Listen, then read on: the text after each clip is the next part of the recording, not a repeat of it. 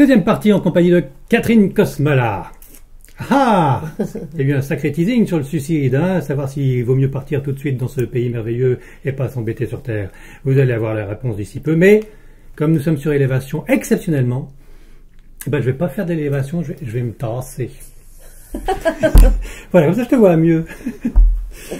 Catherine Kosmala, oui. À l'écoute des esprits, ce livre témoignage, ce livre qui reprend des interviews sur l'IFRES et qui explique comment l'IFRES fonctionne, ce livre qui explique comment tu as vécu une épreuve monstrueuse et comment tu l'as transcendée, ce livre qui donne des conversations avec ton fils défunt de l'autre côté par instrument technologique et aussi par médium fabuleux Joël Uri.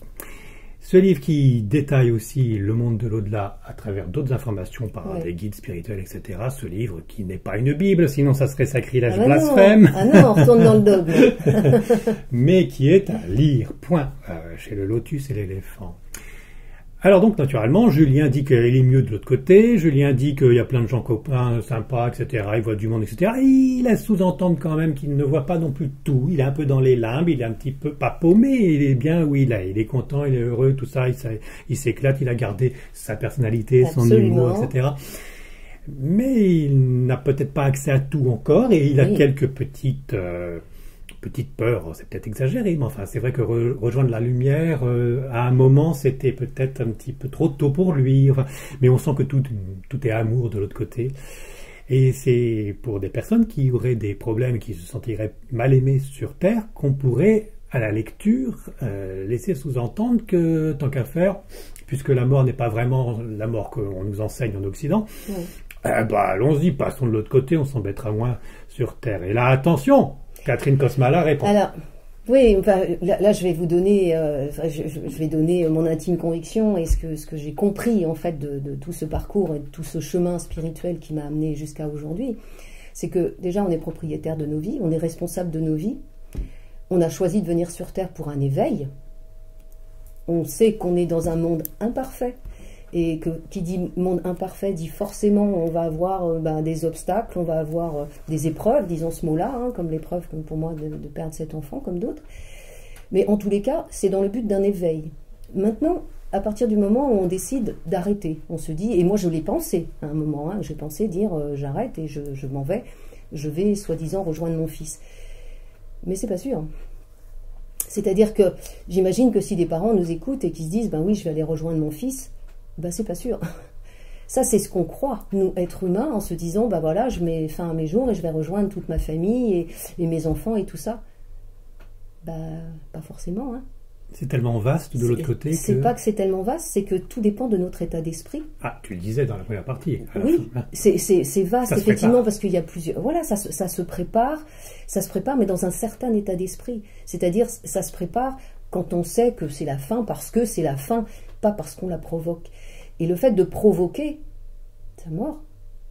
Quand on arrive de l'autre côté, ne serait-ce que imagine un seul instant le bilan de vie, en ressentant les souffrances que l'on fait à ceux que l'on a laissés, puissance... Mais c'est pas écrit, puisque tout est écrit, c'était pas écrit de se suicider. Là c'est pas... Moi, la loi du karma, comme la loi du talion... C'est écrit qu'on meurt, mais ce n'est pas écrit qu'on se suicide dans une incarnation. On ne sait pas. C'est pas une épreuve qu'on doit aussi faire, parce qu'il faut avoir du courage pour se suicider. Ça se pourrait, mais ça se pourrait que effectivement on décide à un moment de revenir sur Terre pour éprouver quelqu'un par rapport à ça. Par contre, effectivement, je pense que, comme moi je voulais le faire, de vouloir mettre fin à ces jours... Pour retrouver ton fils, c'est pas gagné. Oui, et si c'est pour une souffrance où on dit non, j'arrête, je peux pas passer sur cette épreuve, je préfère l'arrêter, c'est pas une punition, il n'y aura pas de jugement, il n'y aura pas un Dieu vengeur qui va dire t'as pas bien travaillé. C'est nous de l'autre côté, on va se dire voilà, j'ai pas été en capacité de passer comme je m'étais engagée, comme je me l'étais promis de le faire. Donc c'est plutôt tout ça. En soi, il n'y a pas de jugement. Il n'y a pas de jugement, il n'y a personne qui nous dit ce qu'on doit faire ou pas faire. Notre libre arbitre est le plus puissant. Catherine, je note. Qu'on soit clair. Oui. La vie est à respecter. Oui. Le chemin de vie que de là où nous étions dans une vie précédente, en tant qu'esprit, on aurait prévu en s'incarnant, bon, etc. Oui. Est à respecter, les épreuves sont à franchir. Oui. Néanmoins, si on a souhaité mettre fin à ces jours, on ne part pas en enfer pour autant. Non, l'enfer. Ceci dit, oui. non, elle exagère, mais enfin, Oui. ceci dit, dans ton cas particulier, tu aurais mis fin à tes jours pour retrouver Julien. Oui. Tu es pratiquement sûr que tu l'aurais jamais retrouvé parce que vous ne seriez pas au même niveau, au même plan. Alors, on ne serait pas forcément... Peut-être que moi, j'aurais été plus rattachée à la Terre. On ne sait pas. En fait, Julien est parti, lui, dans un accident de la route qu'il n'avait pas prévu. Donc, voilà, il a parcouru un chemin, il a été accueilli. Et, moi, mon état d'esprit, comme l'état d'esprit est primordial au moment du départ, si mon état d'esprit est de souffrance, de regret, de douleur, si on peut concevoir que la pensée est créatrice, c'est peut-être une réalité que je vais me créer aussi, en passant de l'autre côté. Oui, tu t'en sors pas, quoi. Ça continue. Ben, c'est ça. Oui, tu ne résous pas l'épreuve sur Terre et tu ne pourras pas la résoudre de l'autre côté. Eh non, bien entendu, il y aura toujours l'évolution qui va perdurer. Et puis, bien entendu, tu ne souffriras pas si jamais tu es dans des souffrances, non pas morales, mais physiques. Une fois que tu es mort, tu n'as plus les souffrances physiques. Normalement, si tu souffles le martyre sur ton lit d'hôpital, tu te suicides. Vous me voyez peut-être venir, hein, mais on va y arriver. Tu suicides, bah, tu souffres plus physiquement, la douleur n'y est plus quand même, au moins c'est une délivrance déjà ça. Est-on sûr de ça? Est-on sûr de ça? Moi je crois qu'on ne sait pas ça, parce que effectivement, même Julien au début quand il part, il dit qu'il ressent la faim, il dit qu'il ressent des choses biologiques. Donc tu continuerais de souffrir sur ton lit de douleur? On ne sait pas. On ne sait pas.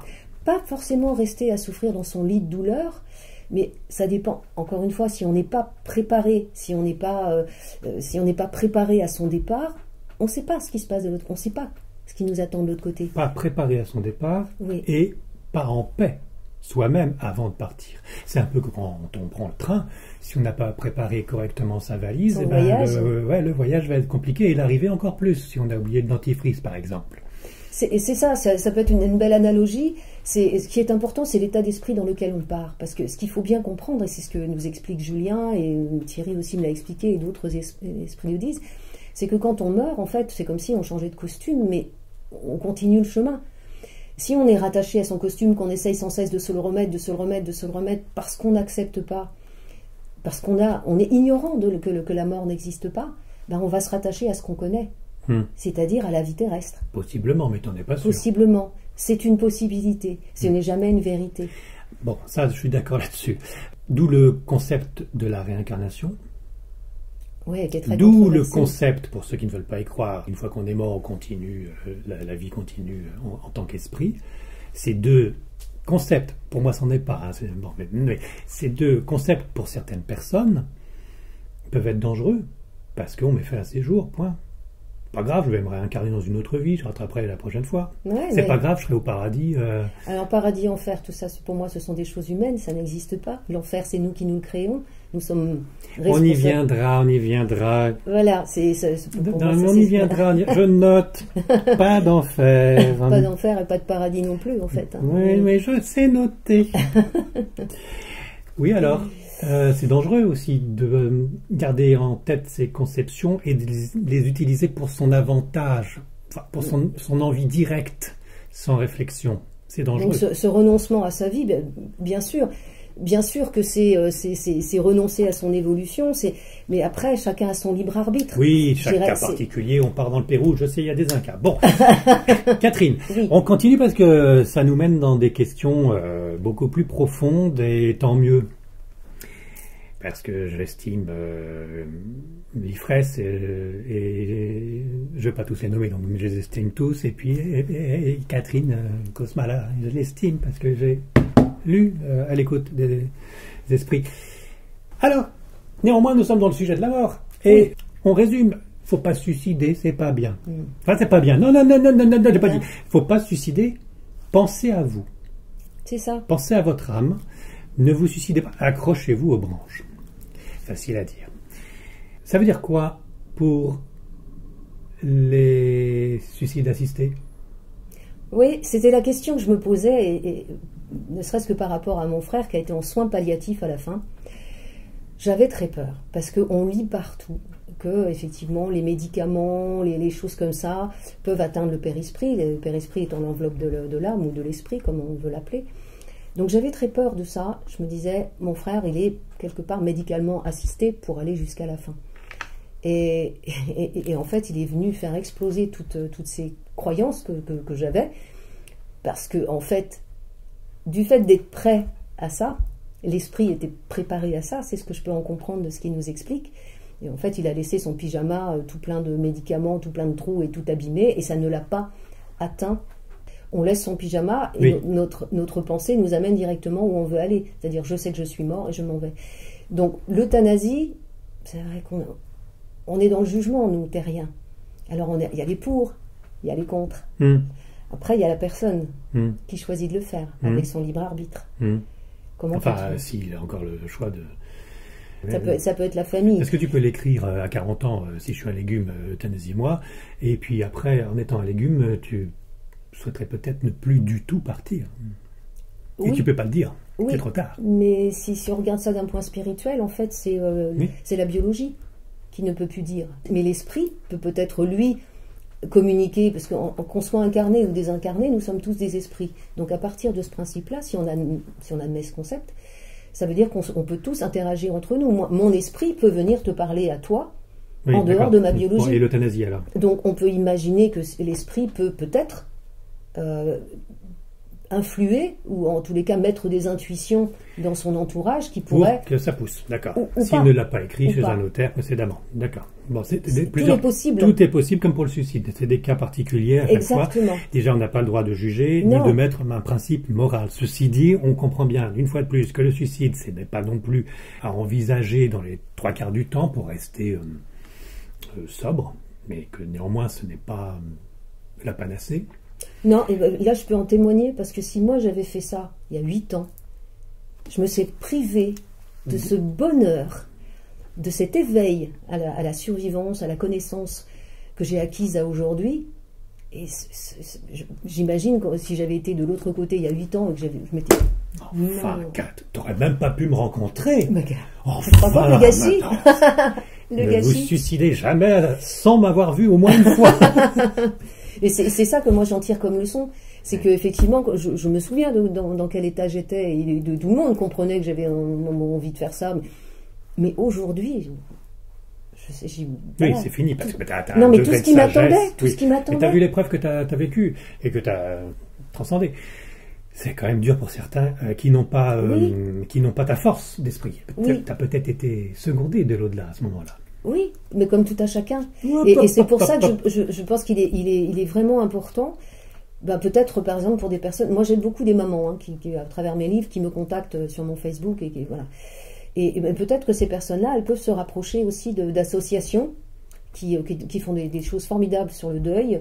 Parfois il y a des médiumnités en salle, parfois... Et ça permet de commencer à ouvrir une petite porte et de commencer à s'interroger sur la survivance. Parce que bien souvent quand on est dans l'horreur de la souffrance... on voit pas tout correctement, oui, bien sûr. Alors, il n'y a pas que les mamans, il y a les papas. Il y a les papas aussi. C'est vrai que moi, j'ai plus de mamans qui me contactent, mais j'oublie pas les papas aussi. Bon. Et puis, il y a aussi, en plus d'être dans la noirceur de l'émotion la plus profonde et dure de la séparation d'un être cher, on peut s'en vouloir aussi. On a toujours, c'est ma faute. À chaque décès, je pense qu'il y a une culpabilité, notamment pour un enfant. Que ce soit l'accident, moi je me disais j'aurais dû rester 10 minutes avec lui de plus, ce soit le suicide de l'enfant, on se dit mais je ne l'ai pas vu. Comme nous sommes en tant que parents, on est câblés pour venir au secours de notre enfant, être responsable et le protéger, et quand ça ne se passe pas, forcément ça ébranle cette valeur-là. Mais voilà, c'est un chemin qui fait qu'on en sort après. Donc c'est un chemin spirituel qui est proposé par Catherine Kosmala, mais il y a aussi les religions qui sont là pour soutenir dans ces grandes épreuves. Il y a des cérémonies d'enterrement dans toutes les religions qui permettent de aussi relever la tête, de faire son deuil grâce à un être qui représente une religion. C'est bien aussi, quand même. Ah bah, Parce que je dis ça parce que, déjà, bon, tout le monde le sait, je suis catho de base et j'en démordrai pas. C'est pour ça que j'ai noté Enfer et Paradis. Mais c'est aussi parce que il n'y a pas de religion dans les contacts des esprits. Non. En tout cas, dans ce groupe d'esprits de l'IFRES, C'est ça.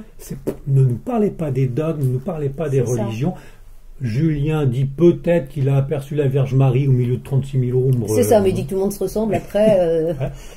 Mais sinon, alors... Non. Et puis, vous n'avez pas de contact avec des imams, des curés, des rabbins défunts Non. à l'IFRES. Non, mais je pense que c'est le groupe, c'est le groupe qui a cette vocation d'être dans l'enseignement, d'être dans autre chose. Ah, vous êtes laïque de chez laïque, hein. C'est ça, ce qui permet d'accueillir effectivement tout le monde.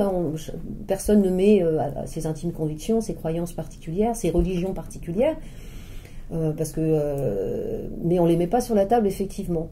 On est dans le fait de dire chacun a la liberté de ses croyances, il a la liberté de sa religion, mais en tous les cas à l'IFRES, c'est vrai c'est quelque chose qu'on n'aborde pas. On sort en fait des dogmes, puisque De toute façon, vous êtes en dehors des croyances, vous êtes dans les faits. Oui. Vous êtes dans le savoir. Oui, vous n'êtes pas dans la croyance. On n'est pas dans la croyance. Après, pour moi, la religion catholique, donc chrétienne, ce n'est pas de la croyance, c'est la vérité avec un grand V. Mais néanmoins, je comprends le distinguo que vous puissiez faire, mais ce que je ne comprends pas, pour autant, c'est que des curés, des rabbins, des imams, ou des êtres religieux ne passent pas à travers Joël Uri ou la bécane Photomaton. Parce que je pense que là, ce qu'il faut comprendre aussi, c'est comment fonctionne la médiumnité. Le médium, qui est un canal, en fait, c'est le tamis qui va un peu aussi filtrer la pensée pure des esprits qui viennent. Il faut avoir des atomes crochus avec l'au-delà, c'est ça. Si vraiment vous voulez un enseignement scientifique, il va falloir aller voir un médium scientifique. Un médium qui aura une connotation religieuse, quelle qu'elle soit, recevra des messages aussi dans ces croyances-là. D'accord. Et ce qu'il y a d'intéressant à noter aussi, c'est que c'est Laurie qui l'écrit dans ton interview d'elle dans le livre, c'est que enfin l'IFRES, vous ne les prenez pas pour des dieux, ces esprits. Eh non. Ils sont au niveau d'évolution qu'ils sont. Tout. Oui, voilà. Parce que il pourrait y avoir un médium intégriste catho qui dirait être en contact avec Padre Pio et se faire avoir complètement par un esprit qui se déguise sous Padre Pio. Oui. Tu vois, il y a aussi ça. Mais il y a des petits rigolos de l'autre côté. Hein. Oui, et d'autant plus qu'il faut bien comprendre que si on accepte la réincarnation, ça veut dire que il a été Padre Pio à un moment dans une incarnation, mais il a des millions d'incarnations où il a été quelqu'un d'autre. Donc les esprits en général, ils se personnifient pas. C'est-à-dire que les esprits donnent rarement un nom. Alors, c'est pas sûr. Enfin bon, on est ensemble. Hein, oui, il n'y a pas de souci. On est c'est connectés. Un échange. Oui. Je me remémore ce que me disait le père François Brune. Effectivement, bon, je suis pas pour, hein, mais bon, regardons le concept de la réincarnation. On a 36 000 vies, ok. Ça n'empêche pas que, comme il n'y a pas de temps de l'autre côté, c'est écrit dans le livre. Ni temps ni espace. L'écoute des esprits, pas d'espace, pas de temps. Voilà. S'il n'y a pas de temps, toutes les multiples vies qu'on a vécues sont dans le même point. Toutes les oui, sont dans la mémoire. Il n'y a pas de temps. Absolument. Donc le Padre Pio, il peut toujours se présenter comme Padre Pio avec ceux de cette époque de Padre Pio, comme se présenter comme je ne sais quel... Oui. Voilà, ok, on est d'accord. Donc ils peuvent absolument. Quand même se représenter comme oui, ils peuvent absolument choisir, comme Julien, il dit à un moment qu'on l'appelle Théo, quand il voit l'ensemble de ses vies, il dit qu'on l'appelle Théo, il ne comprend pas, mais il me dit surtout, maman, dans cette vie, appelle-moi Julien. Voilà, donc ça c'est ok. Bon, ok. Alors après, il n'y a pas d'espace-temps là où ils sont. Ok, restons logiques. C'est compliqué, hein. Logique, c'est compliqué. Dans notre petit schéma. C'est irrationnel. Oui, enfin, il n'y a pas d'espace, il n'y a pas de temps. Même dans notre petit schéma de cerveau à la Yann-Éric, j'arrive à comprendre qu'il n'y a pas d'espace et qu'il n'y a pas de temps. Bravo, c'est pas de enfin, bon, j'ai réfléchi de nuit dessus. Bon, alors s'il n'y a pas d'espace, il n'y a pas de temps, pourquoi Julien te dit, ah oui, mais là, j'ai plus le temps de t'en parler, j'ai des choses à faire. Lui, il est hors dehors du temps, il est hors dehors de l'espace, donc il est omniprésent. Oui, il est omniprésent. Pourquoi il dit ah non là-haut, ah oui mais là parce que son esprit, sa pensée l'appelle ailleurs. Sa pensée est partout. Donc il peut continuer d'être avec toi tout en allant faire ce qu'il doit faire en tant que docteur futur. Ils ont le don d'ambiguïté. Ça, c'est clair qu'ils ont le don Donc d'ambiguïté. c'est bizarre, par moment, ça fait je botte en touche, je réponds plus parce que j'ai plus le temps, il faut que j'y aille. Oui. Genre, c'est limite, il faut que j'aille aux toilettes parce que, enfin, de l'autre côté, non.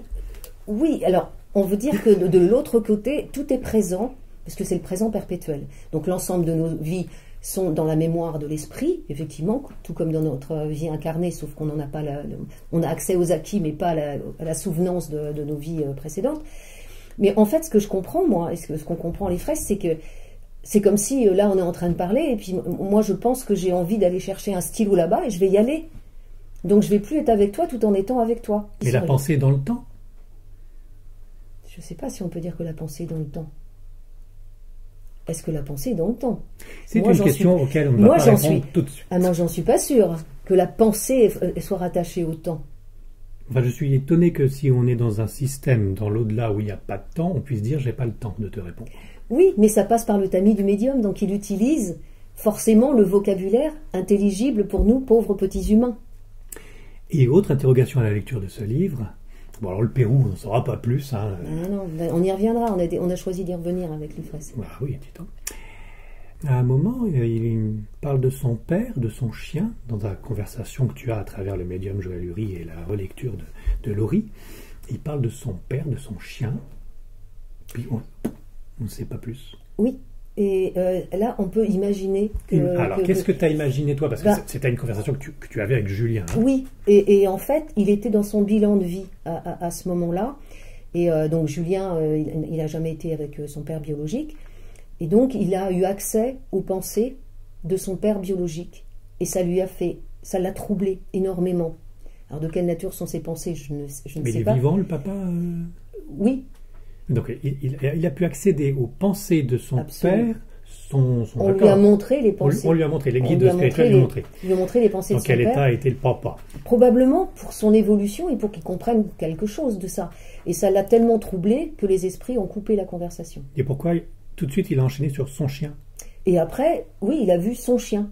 Et son chien, quand Julien est parti, j'ai récupéré son chien. Enfin, c'est peut-être anecdotique, mais ça montre qu'on lui montre des images en fait de sa vie. Et lui, au moment où on est en communication, il me parle de ce qu'il voit. D'accord. Ouais. Et il est secondé, pour ne pas dire censuré, par les guides spirituels qui écoutent ce qu'il transmet à nous pauvres terriens.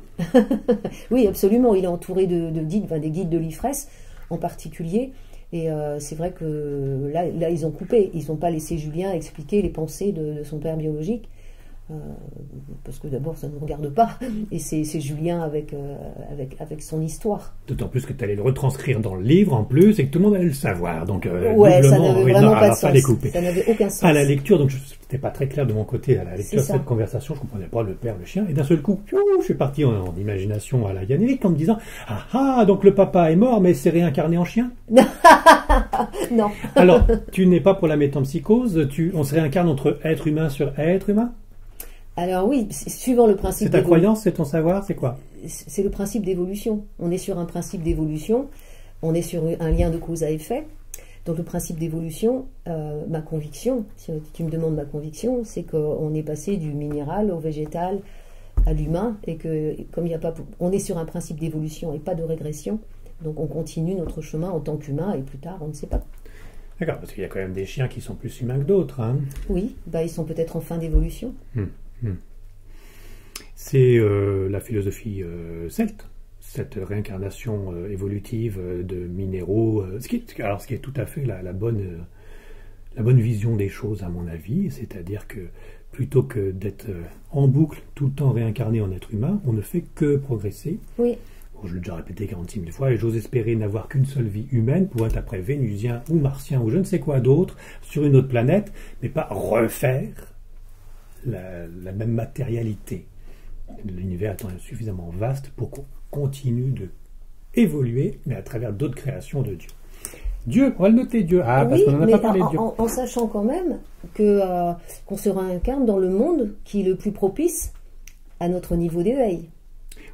Dans ces cas-là, je suis proche du soleil tout de suite, moi. Tiens, allez. Bon.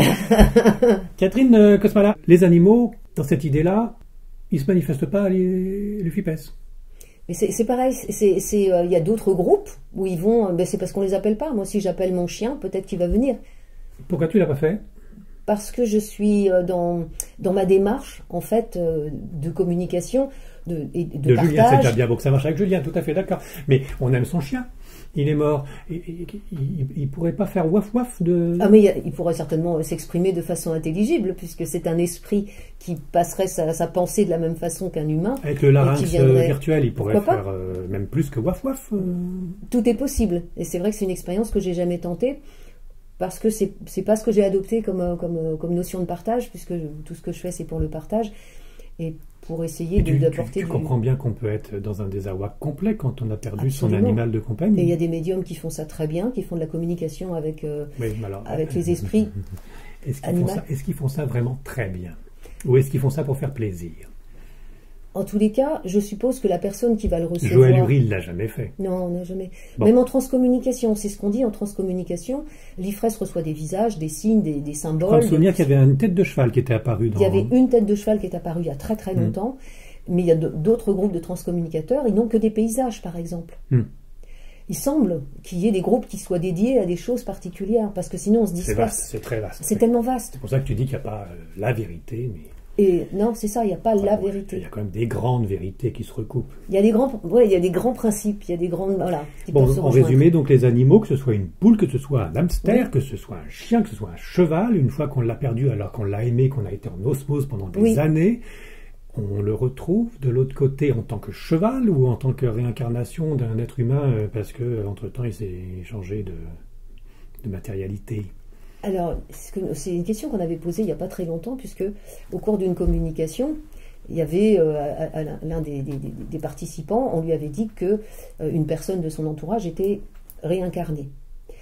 Et dernièrement, il posait une question pour savoir si c'était toujours possible de communiquer avec cette personne qui était réincarnée. Tu vas voir le lien que je fais avec. Et en fait, la réponse des esprits, c'est on est des esprits incarnés. Donc un esprit incarné, quelle que soit la biologie que tu adoptes, tu peux toujours continuer à te communiquer. C'est-à-dire qu'un chien qui est parti de l'autre côté et qui serait réincarné en humain ou autre, il peut toujours se communiquer en tant qu'animal. Se faire reconnaître, comme on avait dit, en tant que Médor. D'accord. Exactement. Bon. Il n'y a rien qui l'empêche. Donc les animaux qu'on a aimés, de l'autre côté, on les retrouve. Julien, il avait son chien. Julien, oui, mais il ne l'a pas retrouvé, il ne l'a pas vu. Alors on peut imaginer... Et son chien n'a pas recherché. Non, c'est pas si évident que ça. Tout comme maman qui est partie. Mamie, oui, mamie, lui, il dit ah bah elle est chiante, mamie. Mais on va te donner un peu de respect pour ta grand-mère, Julien. Ouais, comme quoi il n'a pas changé. Alors qu'elle a jamais été chiante. Tu l'écris, ta mamie. Non, mais elle est un petit peu autoritaire. On lui dit de pas faire ci, de pas faire ça. C'est une mamie. C'est une mamie. Bon. Et en fait, mamie, il l'a vu très très peu de temps, si on parle de temps terrestre. Dans son ciel. Elle est partie dans son ciel. Donc, ce sont des... Voilà, c'est compliqué pour nous de... Elle était croyante, mamie? Pas plus que ça. Non, parce que dans son ciel, dans son paradis... C'est comme ça qu'il explique, ce sont des ciels, mais c'est peut-être aussi, encore une fois, le mot... Ouais, monde, ciel, on ne sait pas trop comment l'appeler, nous. Il y en a qui disent niveau, il y en a qui disent sphère, enfin... Parce que de religion, vous êtes totalement libre dans la famille Kosmala? Oui. Oui. Enfin, je veux dire libre, vous êtes pas catholique, vous n'êtes pas juif, vous n'êtes pas bouddhiste, c'est pas une religion. Alors, je suis d'une famille polonaise. Bon, vous êtes un peu catholique quelque part. Donc, mes grands-parents polonais, très... Moi, j'ai jamais été pratiquante, on n'a jamais pratiqué... On n'a jamais pratiqué chez nous. Tu as été baptisée. J'ai été baptisée. Bon, ça va, c'est déjà pas... Tu ne seras pas perdu dans les limbes. Non, mais même si je n'avais pas été.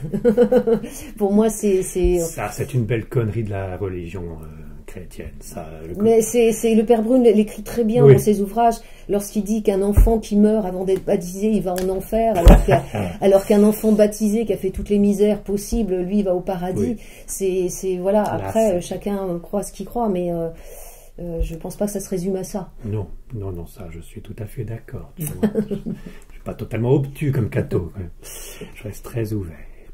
Ceci dit, le temps passe. Pas fini de parler de la mort parce que je voulais parler de l'avortement. Je voulais avoir une réponse plus précise que ça parce que c'est d'actualité, l'euthanasie, hein, le suicide assisté. Est-ce qu'on fait une bêtise à aider les gens à mourir plutôt que prévu? Est-ce qu'on fait une bêtise à éviter à des mamans d'avoir des soucis pour au moins des années avec un enfant qui soit ne serait pas en pleine santé, soit n'était pas désiré?